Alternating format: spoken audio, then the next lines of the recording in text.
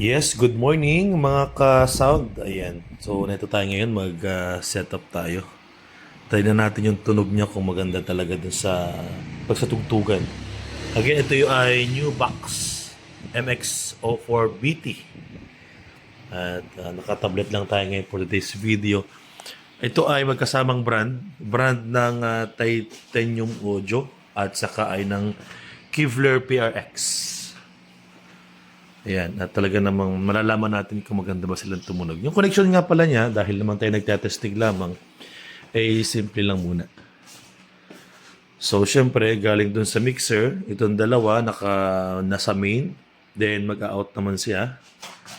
Mag-out naman siya papunta sa kabilang speaker. Ayan. At itong kabila, ganun din naman. Same lang sila. Ayan, same lang sila.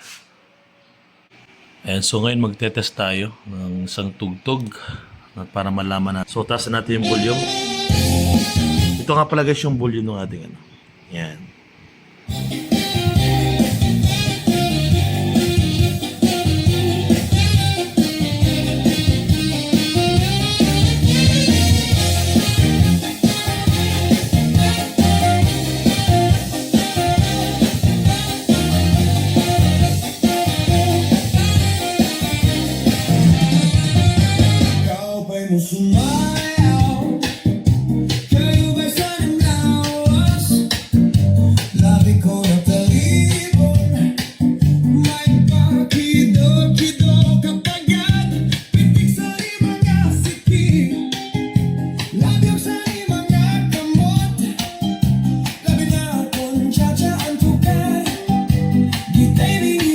Hindi nito nakakabit yung ating subwoofer kasi ito lang muna mga pang-mid natin.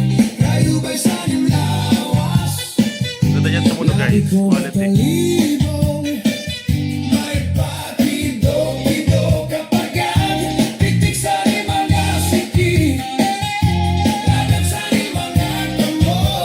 Again, dito yung ating yung connection natin dito.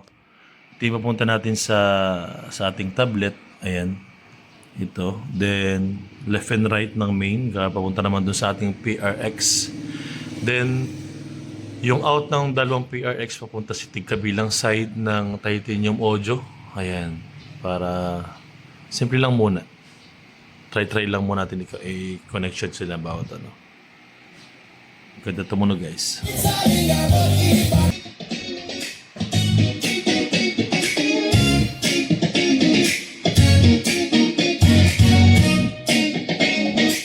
Maganda yung ano. Hindi pa siya nagtataas ng ano.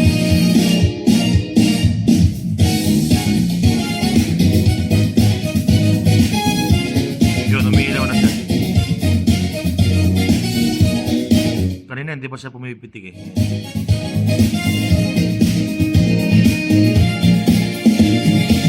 Lagi akong naghihintay sa'yo, nanabik na magkasama mo.